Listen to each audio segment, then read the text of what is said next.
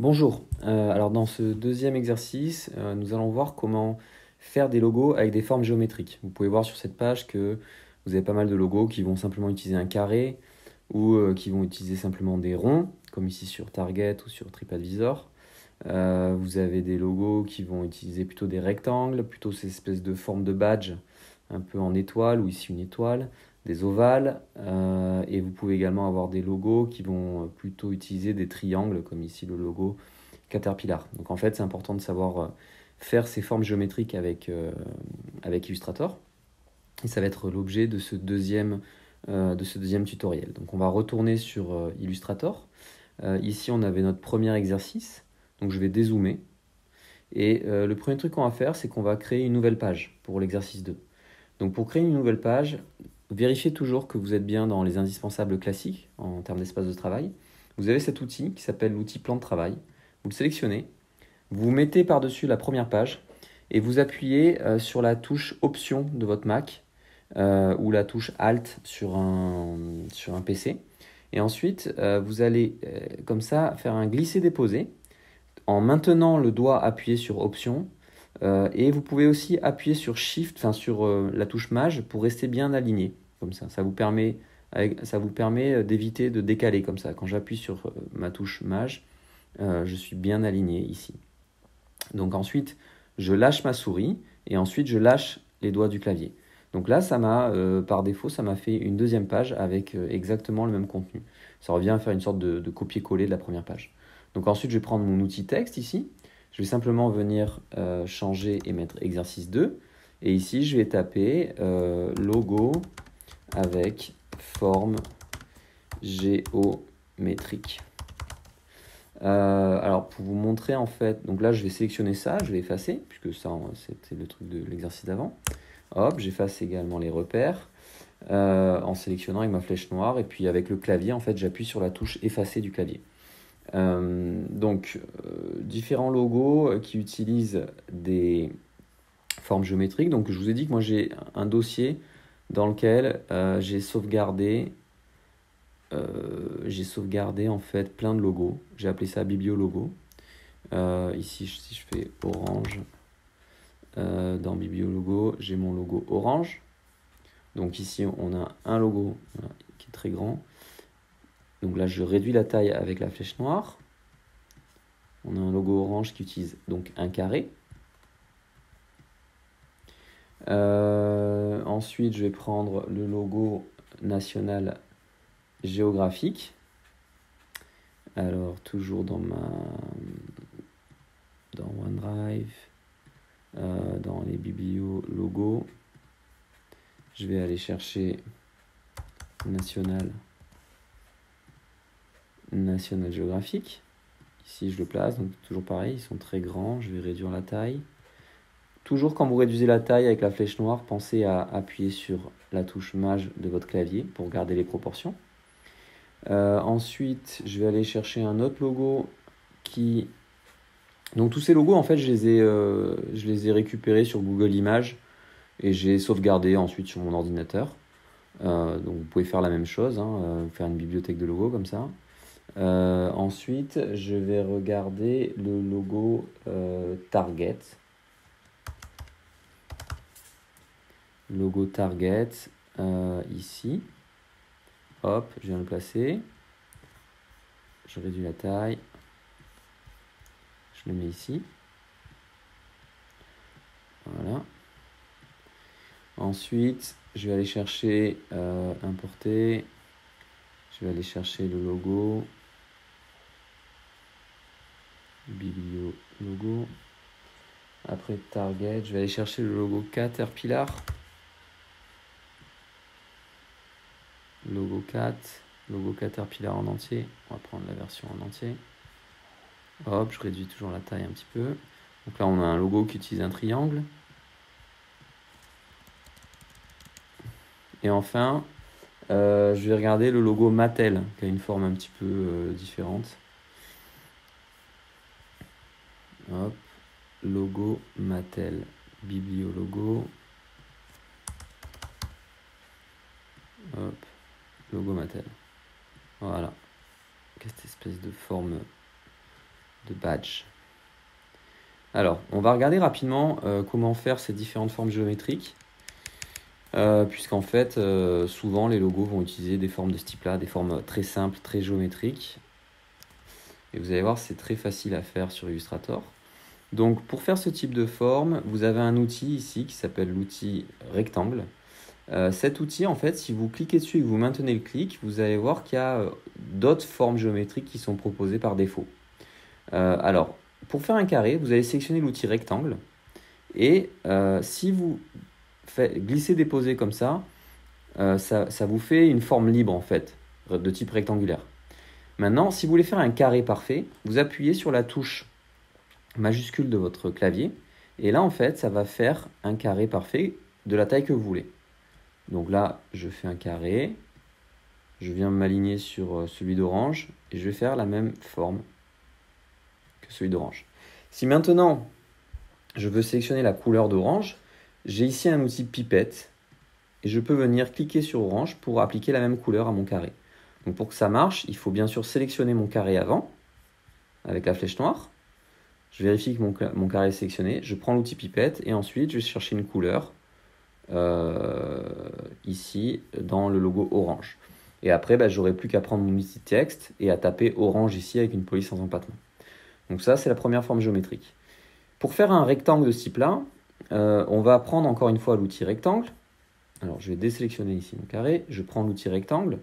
Je vais me mettre au-dessus de National Geographic. Je me mets dans l'angle. Et ici, je viens dessiner un rectangle qui a la même forme.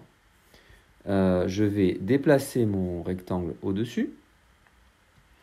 Et la particularité de ce rectangle, c'est qu'en fait, il n'est pas plein. Il est simplement, on a un contour en fait. Et l'intérieur est vide. Pour avoir un contour et pas un plein, je vais aller ici et je vais inverser le contour et le plein. Ici, vous avez la couleur du contour, ici, vous avez la couleur du plein, ici, vous avez la couleur du contour. En cliquant ici, ça va inverser les deux et ça va mettre du orange sur le contour et du vide, de la transparence à l'intérieur.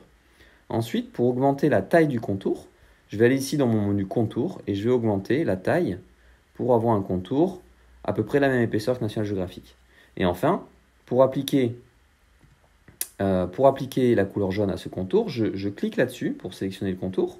Je vérifie que ma forme est bien sélectionnée. Je prends l'outil pipette et je viens appliquer... Ah, pardon. Alors, ça le met par défaut sur le fil, sur la couleur de plein, donc c'est pas grave. Je vais recliquer là-dessus et je vais augmenter la taille de mon contour pour avoir donc un rectangle du même type que celui de National Geographic, donc qui est vide à l'intérieur. Si je le mets par-dessus quelque chose, vous pouvez voir que c'est transparent à l'intérieur.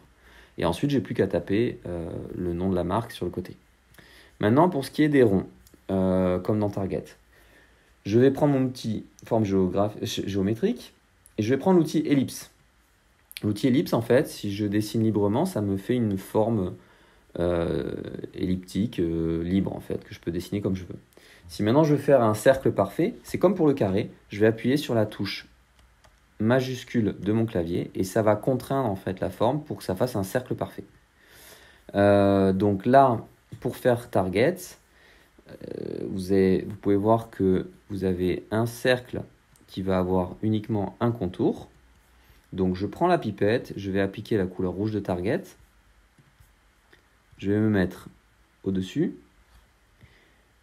Alors, je vais appuyer sur la touche Maj et sur la touche Option. Si j'appuie que sur la touche Maj, ça fait un cercle.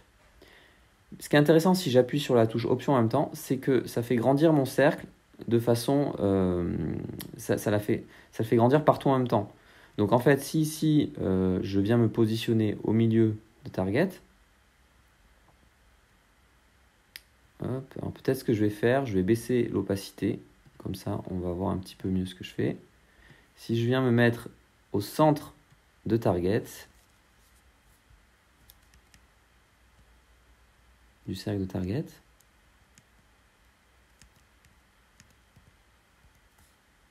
et que j'appuie sur Shift et Option, je vais pouvoir comme ça m'aligner. Ici, je déplace avec le clavier pour être parfaitement aligné. Je vais pouvoir faire un cercle de la même taille. Ce cercle, je vais le déplacer vers le haut. Je vais inverser le contour et le plein en appuyant comme tout à l'heure ici. Et je vais augmenter la taille de mon contour. Alors ce que je peux faire aussi, c'est de dessiner des repères comme tout à l'heure pour avoir exactement la taille de mon cercle target. Comme ça.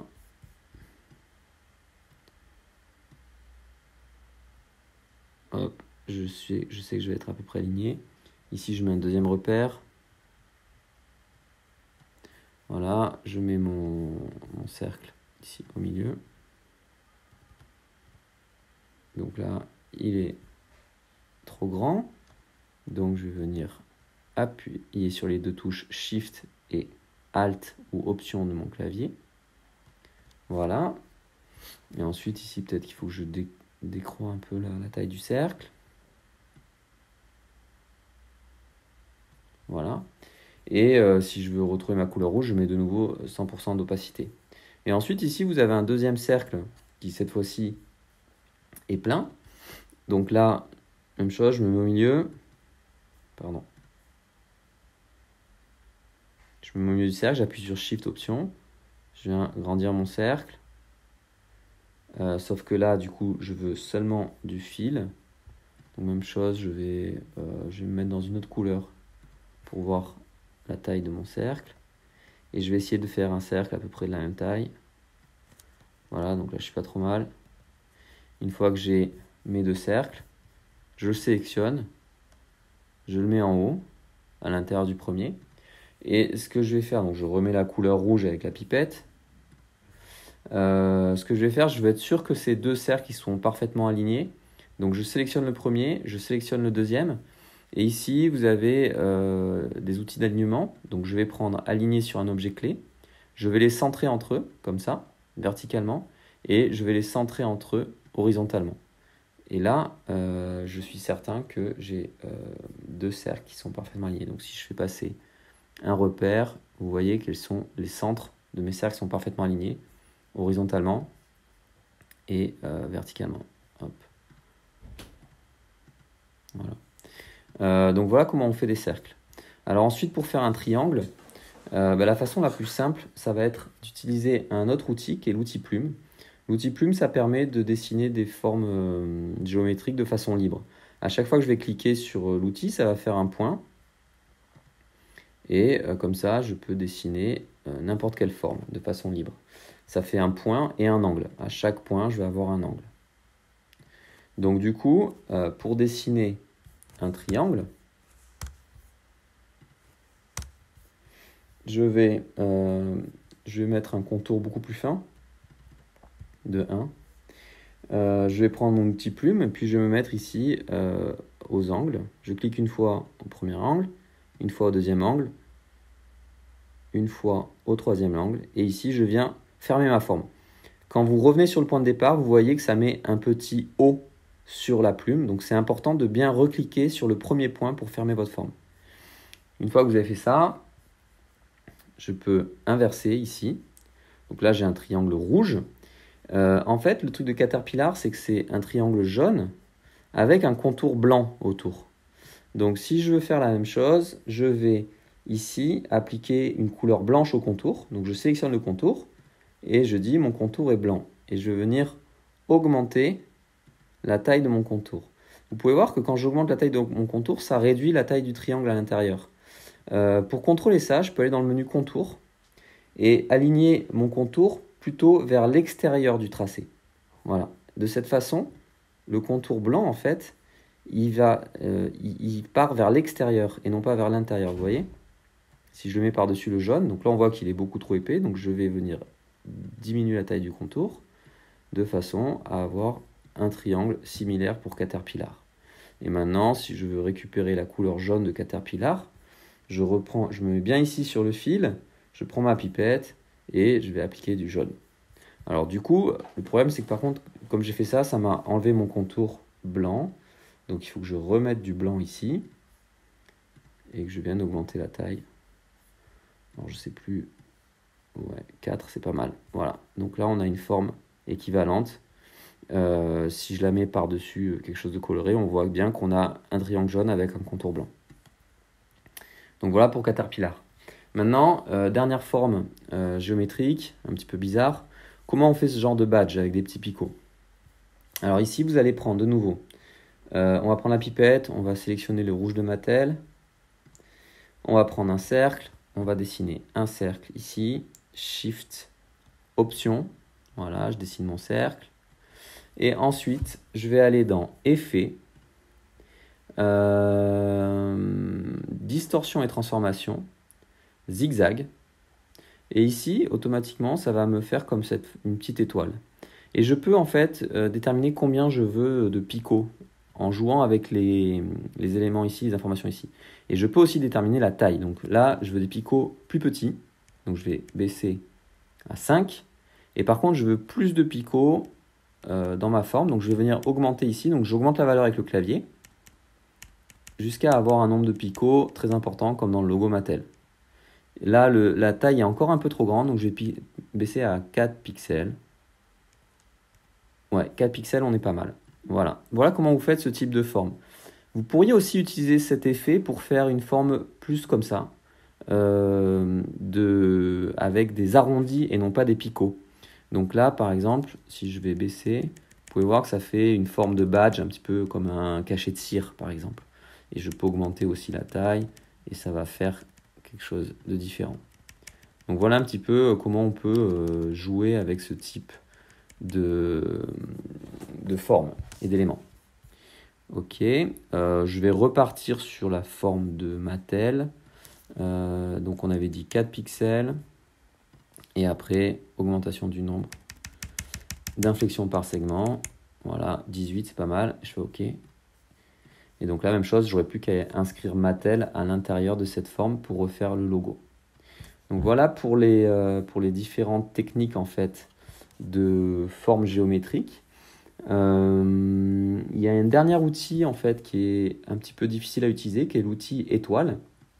Donc je vais effacer tout ça et on va faire en fait le logo Maersk, qui est un logo donc qui utilise une forme d'étoile à l'intérieur d'un rectangle. Donc je vais aller chercher ici, importer mon logo Maersk, biblio logo.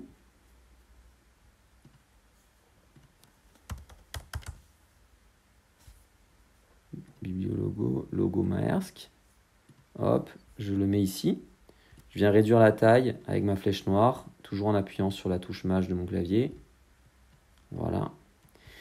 Et je vais me mettre à côté pour faire une étoile et un rectangle comme ça. Donc je vais utiliser toujours mes repères. Je viens glisser un repère ici pour me donner la taille du rectangle. Hop. Avec la pipette, je vais sélectionner ce bleu ciel de Maersk. Ici, je viens prendre l'outil rectangle. Je me mets à côté et je trace un rectangle. Alors, le truc du rectangle de Maersk, c'est que vous voyez qu'il y a des angles arrondis. Pour faire des angles arrondis comme ça, c'est très simple. Je vais prendre la flèche noire, je vais me mettre sur un de ces petits ronds là, qui est dans chaque angle, et je vais le tirer vers l'intérieur. Et ça va me permettre de reproduire en fait, de venir arrondir les angles. Je fais CTRL Z pour annuler ce que je veux faire. Vous pouvez aussi sélectionner juste un angle. Donc là, il faut prendre la flèche blanche. Vous sélectionnez juste un angle et vous allez arrondir juste un angle. Ou alors, vous pouvez aussi prendre cet angle, vous appuyez sur la touche Maj, vous sélectionnez un deuxième angle et là, vous allez arrondir seulement 2 angles. Voilà. C'est la façon de modifier la structure de départ. Donc, dans le cas de Maersk, je veux changer les 4 angles. Donc, je prends la flèche noire et je viens tirer ici. Je pense qu'il est un petit peu plus large. Je vais augmenter un peu la largeur comme ça. Voilà pour cette première forme. Ensuite, je vais vouloir faire une forme d'étoile. Alors, la forme d'étoile, elle est un petit peu plus compliquée à utiliser puisqu'en fait, il faut la gérer avec le clavier. Donc, ma forme d'étoile, je veux une étoile blanche. Alors, je vais prendre une autre couleur pour me mettre par-dessus ici et voir un petit peu ce que ça donne. Je me mets au centre, à peu près, de cette étoile et je dessine une étoile. Donc, vous pouvez voir que mon étoile ici, elle a 1, 2, 3, 4, 5 branches, alors que celle de Maersk en a 7. Donc, si je veux augmenter le nombre de branches, je vais, en même temps que je dessine mon étoile, donc j'ai toujours le doigt appuyé sur la souris, je vais ici avec l'outil, avec les flèches directionnelles, je vais appuyer sur la flèche du haut pour augmenter le nombre d'étoiles. Donc là, j'en ai mis une de plus, j'en ai 6. Et là, j'en ai 7.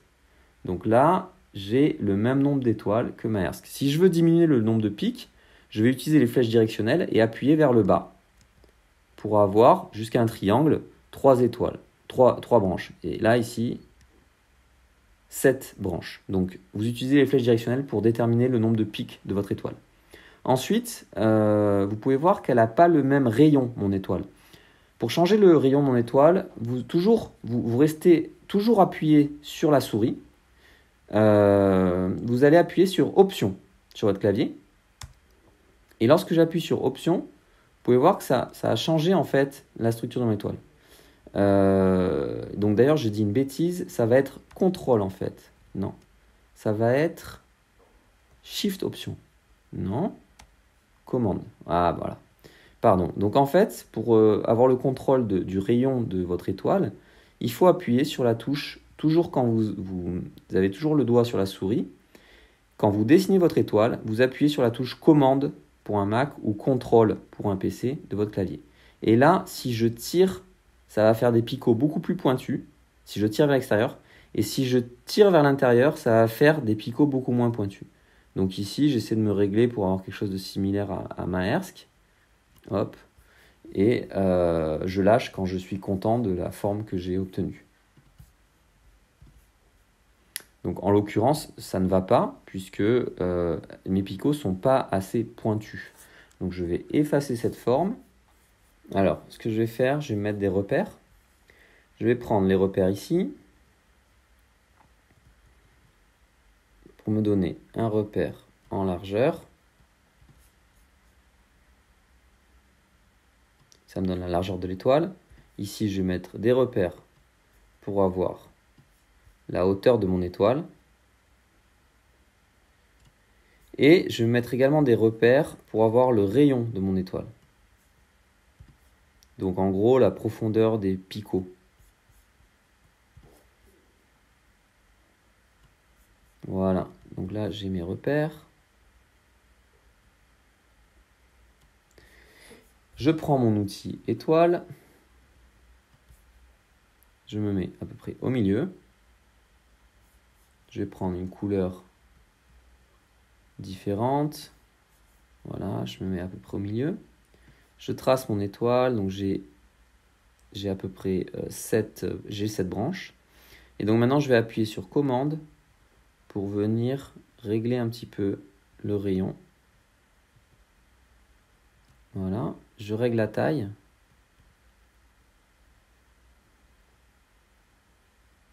Voilà, là c'est pas trop mal. Peut-être un peu grande. Mais au niveau du rayon, j'ai l'impression que c'est pas mal. Donc je diminue un petit peu la taille. Quand je suis content, je peux appuyer sur Commande pour régler encore un petit peu le rayon. Et si je suis content, je lâche. Et là, si je la déplace, vous pouvez voir qu'elle est pas mal. Elle est presque pareille que la flèche blanche, l'étoile blanche.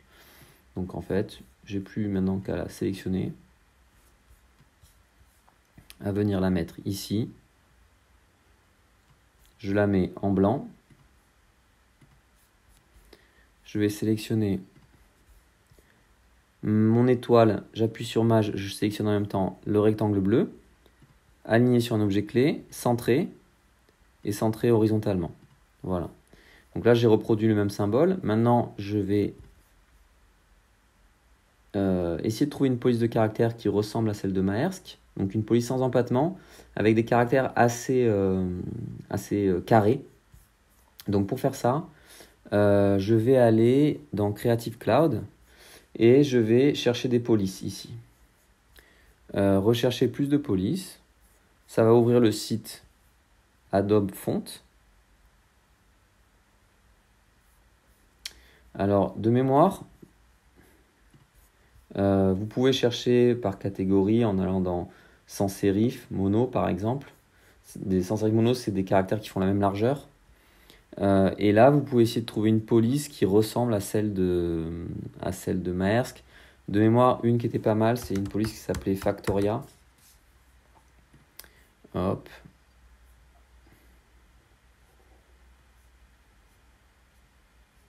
Alors Factoria, c'est une police avec empattement.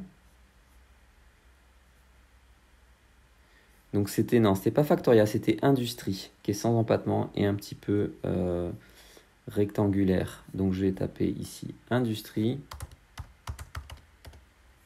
Voilà, Industrie.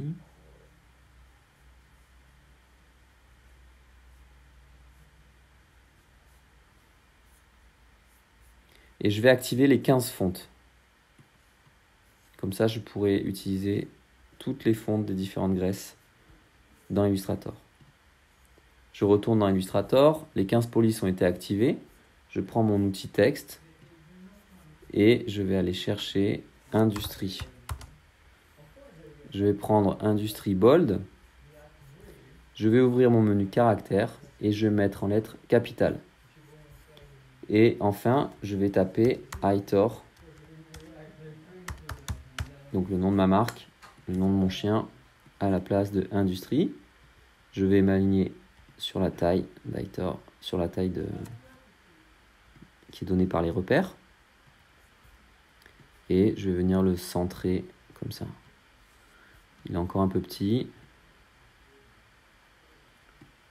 Hop. N'ayez pas peur de zoomer à chaque fois dans le document. Donc zoomer, vous pouvez le faire avec votre trackpad, directement avec les doigts. Ou alors vous pouvez le faire avec cet outil Loop. Ou vous pouvez faire CTRL+, CTRL-, ou commande plus, commande-, selon que vous êtes sur un Mac ou sur un PC. Donc là, la police de caractère est pas mal. Elle ressemble pas mal, elle est assez carrée aussi. Si je veux m'amuser à faire un truc de lettres comme ça collé, on va faire comme sur le premier tuto, on va faire vectoriser et ici je vais double-cliquer sur le i pour sélectionner que le i, je vais venir le déplacer comme ça, hop, après je prends ces deux lettres et je alors ce que je sélectionne mon texte, je fais dissocier. Je sélectionne le T, j'appuie sur Shift pour sélectionner le I. Et ensuite, je peux les déplacer comme ça pour venir gérer un peu les espaces entre les lettres. Je trouve que là, il y a trop d'espace. Je vais resserrer. Il faut essayer d'avoir tout le temps des espaces négatifs qui sont à peu près équilibrés entre les lettres. Voilà. Une fois que vous avez fait ça, vous pouvez sélectionner toutes les lettres ensemble de nouveau, en appuyant sur Maj. Et ensuite, vous pouvez les regrouper, objet et associer. Voilà. Et là, de nouveau, ça fait un groupe que je peux déplacer en même temps. Je le centre par rapport à la forme du dessus. Et voilà comment on peut refaire un logo de type Maersk. Voilà un petit peu pour ce tutoriel, donc un petit peu long parce qu'on avait plusieurs formes géométriques à voir. Voilà, j'espère que c'est clair et je vous remercie pour votre attention.